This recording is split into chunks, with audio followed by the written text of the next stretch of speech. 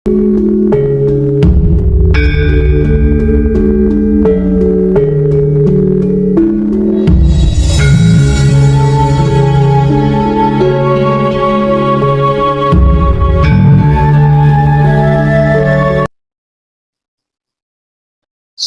lihat dari YouTube pesanggerahan Pak Web begitu dan seperti itu, Pak.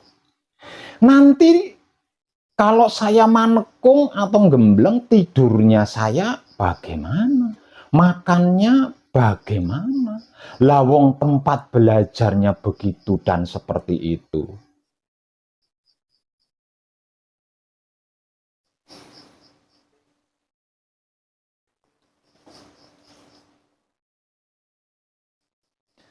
Sebelum manekung atau sebelum gembleng, bagaimana kalau pesanggerahan Pak Web dibenahi terlebih dulu, diperbaiki terlebih dulu, dan diperluas Pak Web. Nanti pembiayaan uangnya dari saya.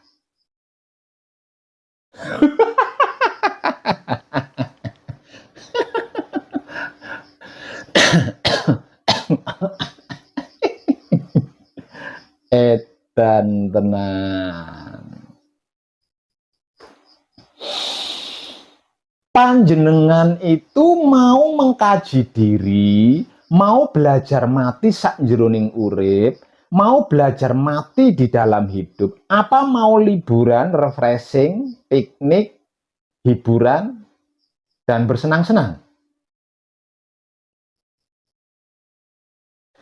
Kalau mau cuti liburan atau refreshing, jalan-jalan, cari hiburan, bersenang-senang, itu tempatnya bukan di pesanggerahan saya.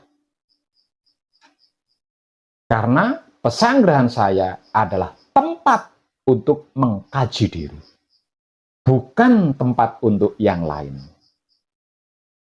Kalau mau cuti liburan, kalau mau refreshing, jalan-jalan, cari hiburan, bersenang-senang, itu tempatnya bukan di pesanggerahan saya. Tempatnya di objek wisata, villa, hotel, mall.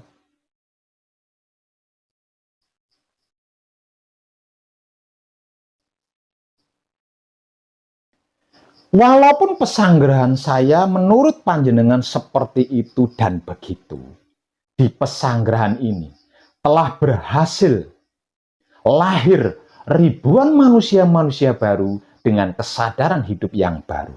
Ribuan putra kekudangane Rama yang tercerahkan dengan selamat lagi sempurna.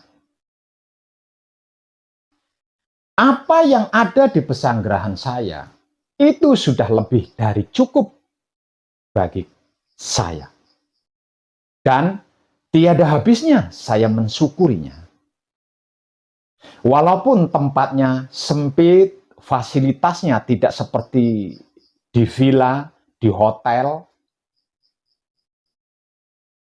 tidak seperti di objek wisata, namun pesanggerahan pesona jagat alit mampu merajakan dan melayani siapapun yang datang dengan kesediaan, mengikrarkan diri, bertobat, dan berani memohon pengampunan kepada Maha Suci.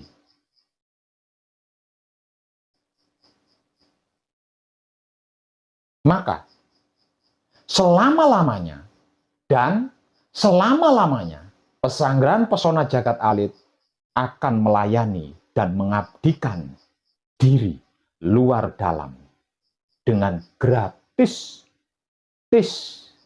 tanpa dipungut biaya dalam bentuk apapun. Berikan saja uang dan harta benda kekayaanmu kepada orang-orang yang sedang berupaya mencelakaimu. Berikan saja pada orang-orang yang sedang menjerumuskanmu ke jurang lembah kenistaan. Sampai habis. Nanti kalau sudah habis, baru kau akan sadar apakah dia masih mau denganmu. Yang sudah dalam keadaan miskin, tidak punya apa-apa. Dan ketika waktu itu telah tiba, semoga masih ada waktu dan kesempatan bagimu untuk berwahyu pancalaku kepada Maha Hidupmu. Sebab kalau habis, maka selain akan menjadi buruan malaikat maut, permasalahanmu itu akan diwariskan dan dilanjutkan oleh anak-anak cucu keturunanmu. Sedangkan kau sendiri selain harus berani mempertanggungjawabkan perbuatanmu, juga harus sabar dan bersabar di alam sukma penantian, menunggu giliran untuk lahir lagi ke dunia ini. Untuk mengulang kehidupan masa lalumu yang gagal. Jangan kau berikan, jangan kau salurkan uangmu, harta bendamu, yang lebih itu kepada pesanggrahan pesona jagat alit ini. Karena ini tempat pengkajian diri bagi orang-orang yang telah capek dan lelah, serta sudah tidak punya apa-apa. Yang miskin papa. Karena jika itu kau lakukan, bisa mengurangi beban, karma, dan penderitaan jiwa atau ruhanimu. Khusus untuk panjenengan yang beragama Islam. Sebagai umat muslim, pernah tidak dengar kalimat inna lillahi wa inna ilaihi roji'un? Pernah apa tidak? Pasti sering kan? Bahkan seakan-akan di otak kita itu sudah menjadi doa rutin dan pokok untuk orang mati. Iya apa iya ayo?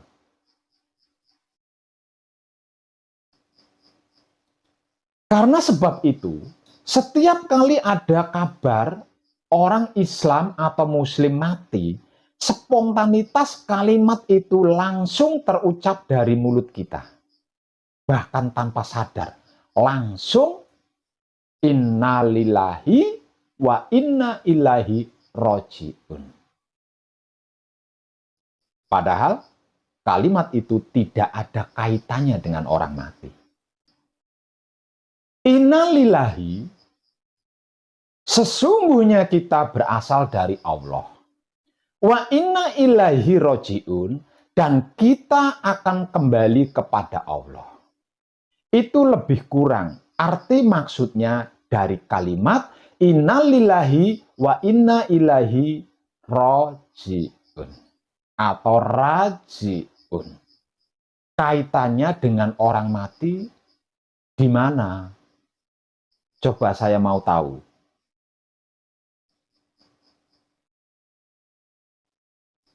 Pertanyaannya adalah, itu kalau kita mengerti, kalau kita memahami, dan kita mengetahui caranya kembali kepada Allah. Lah kalau tidak, bagaimana? Bagaimana bisa mengerti, memahami, dan mengetahui caranya kembali kepada Allah? Lawong yang diublek-ublek cuma caranya kembali ke surga. Dikarenakan tertarik di surga banyak bidadarinya, banyak bidadaranya. Kolam susu, sungai madunya nggak pernah kering. Jawa Dwipa itu adalah surga. Tempat pertamanya kakek moyang kita Adam dan nenek moyang kita Siti Hawa. Tentang ini tadi sudah dibahas loh ya. Panjenengan mau mencari dan kembali ke surga. Yang mana lagi? Lawong panjenengan sedang berada di surga. Coba lihat dengan mata sadar panjenengan. Betapa elok dan cantiknya wanita-wanita Indonesia. Betapa gagah dan tampannya lelaki-lelaki Indonesia. Itu semuanya adalah bidadari dan bidadaranya. Sungai madu dan kolam susunya, lah itu sawah-sawah, gunung-gunung, lautan, dan lain-lain sebagainya. Panjenengan tidak merasai surga di sini karena panjenengan sedang tidur, makanya bangun. Ayo bangun, bangun, hei, bangun, hei.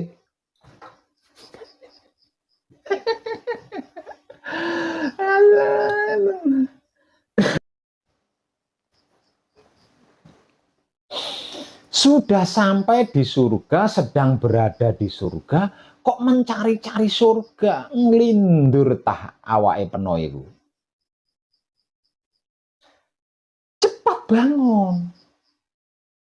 Sadar, bro. Ruh itu tidak memiliki jenis kelamin dan tidak mempunyai syahwat. Untuk apa itu bidadari? Untuk apa itu bidadara? Kolam susu dan sungai madu. Mikir. Edan tenan iki jane dengkul apa pikir.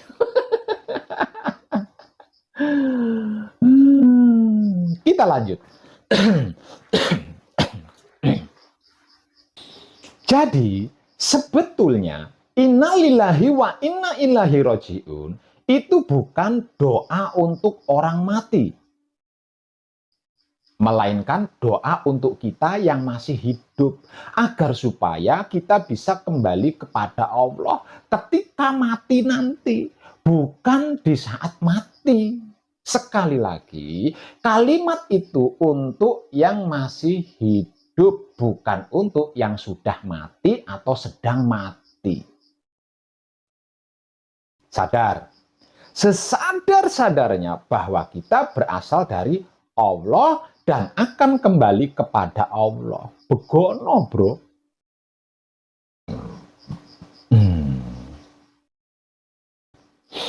Dari Allahnya tidak perlu dirisaukan. Sebab sudah pasti barang tentu.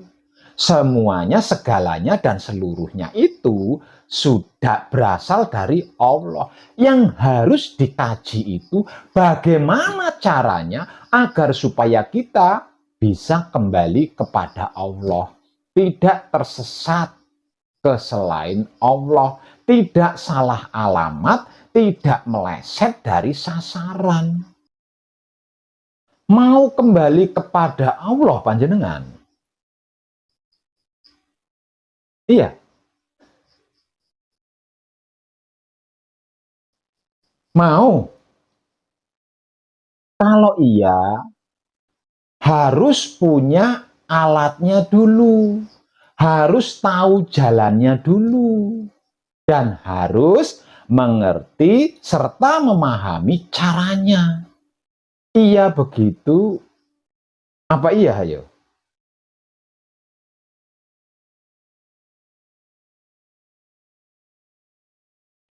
Lah kalau alatnya tidak punya, jalannya tidak tahu, caranya tidak mengerti dan tidak memahami, bagaimana bisa kembali kepada Allah? Apalagi kenal pun tidak. Allah itu apa, bagaimana, dan siapa? Mau kembali kepadanya? Kan tidak lucu. Panjenengan mau ke Jakarta, namun panjenengan tidak punya alatnya, tidak tahu jalannya, juga tidak mengerti dan memahami caranya selain bingung dan pusing, mau apa dan bagaimana coba?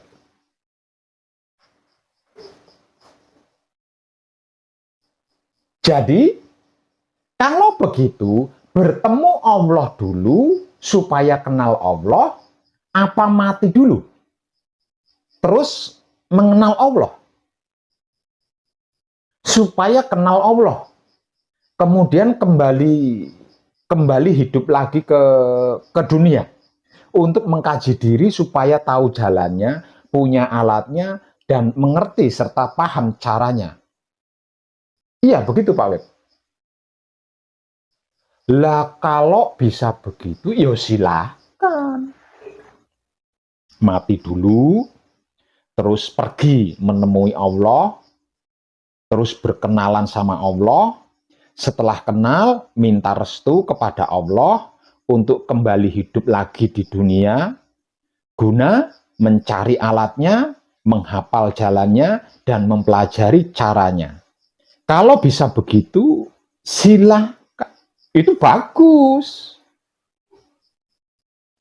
Selama ini, panjenengan mendapatkan dari orang lain secara terlek.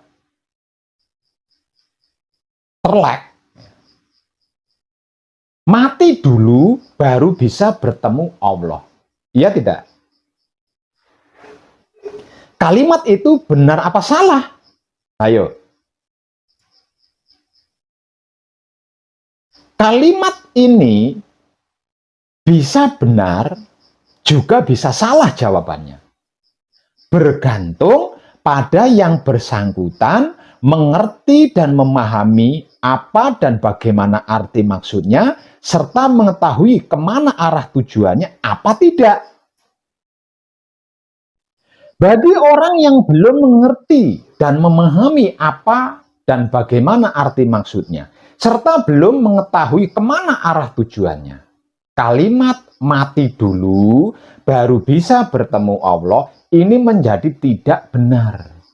Karena kalau bertemu Allah setelah mati, tidak perlu belajar lah. Ngapain capek-capek belajar?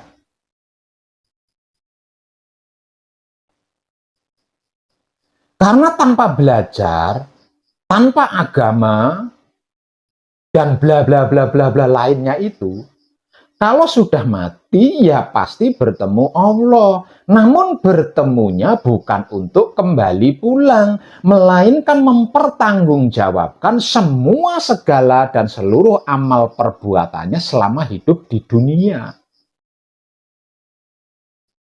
Namun bagi orang-orang yang mengerti, memahami apa dan bagaimana arti maksudnya, serta mengetahui kemana arah tujuannya, kalimat mati dulu baru bertemu Allah itu adalah betul.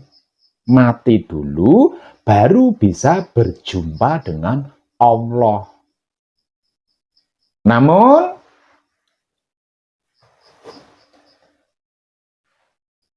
mati yang mana dulu? Mati yang bagaimana dulu? Mati yang seperti apa dulu? Apakah mati bunuh diri, mati kecelakaan, mati tua, mati muda, atau mati balita? Yang konon katanya kalau balita mati itu kan matinya kematian suci. Mati melahirkan juga katanya suci, atau mati perang jihad itu juga katanya suci. Apakah mati-mati seperti itu? Atau mati apa nih? Edan tenan.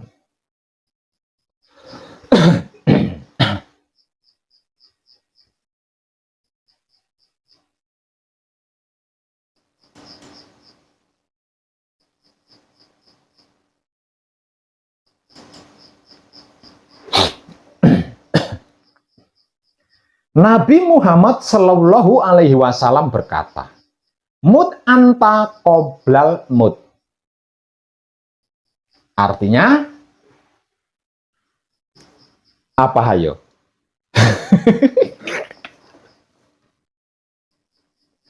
Matilah kamu sebelum kamu mati. Nabi Muhammad Shallallahu Alaihi Wasallam berbicara begitu tentang inna lillahi wa inna ilaihi rojiun. Nah, para leluhur Nusantara kita, para leluhur pendahulu Nusantara kita. Saya tambah sekali lagi ya, biar mantap gitu loh. Para leluhur pendahulu Nusantara kita, jauh sebelum Nabi Muhammad Shallallahu Alaihi Wasallam mengkaji mut anta qoblal mut untuk bisa inna lillahi wa inna ilaihi rojiun. Para leluhur pendahulu Nusantara kita sudah lebih dulu berbicara tentang hal ini dan melakukannya secara turun-temurun. Apa itu? Ada yang tahu?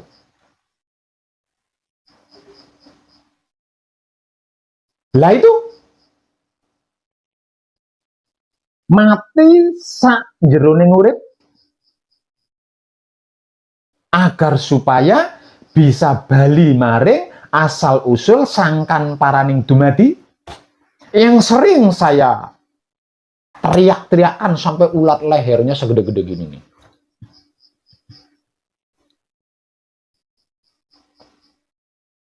Innalillahi wa inna ilaihi rojiun itu adalah kajian dari Nabi Muhammad Shallallahu Alaihi Wasallam. Jauh sebelum Nabi Muhammad Shallallahu Alaihi Wasallam berbicara tentang innalillahi wa inna ilaihi rojiun, para leluhur Nusantara kita sudah lebih dulu mengkaji bali maring asal usul sangkan paraning dumadi. Mut anta qoblal mut itu adalah kajian dari Nabi Muhammad Shallallahu Alaihi Wasallam. Jauh sebelum Nabi Muhammad Shallallahu Alaihi Wasallam berbicara tentang mut anta qoblal mut, para leluhur Nusantara kita sudah lebih dulu mengkaji mati sak jeruning urip. Mau yang impor dan baru,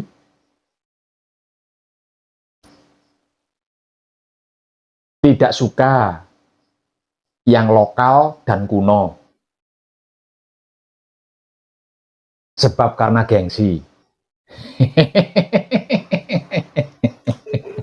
Edan tenang. Ya apa-apa tah. Sing penting temen. Yang penting itu bersungguh-sungguh, nggak cuma ikut-ikutan tok, nggak cuma ikut-ikutan belaka karena gengsi, karena takut dianggap sesat.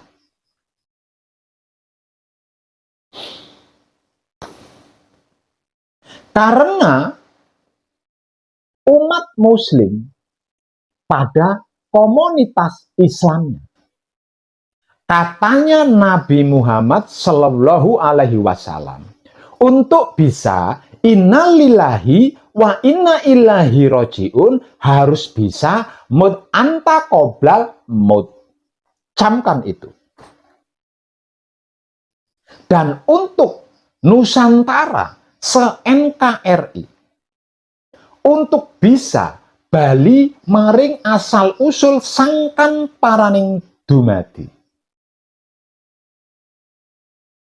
para leluhur pendahulu Nusantara kita berkata, harus bisa mati sak jeruning urip. Camkan itu. Jikalau tidak, ya tidak bisa. Mustahil. Mau lewat mana, alatnya apa, caranya bagaimana? Kalau tidak,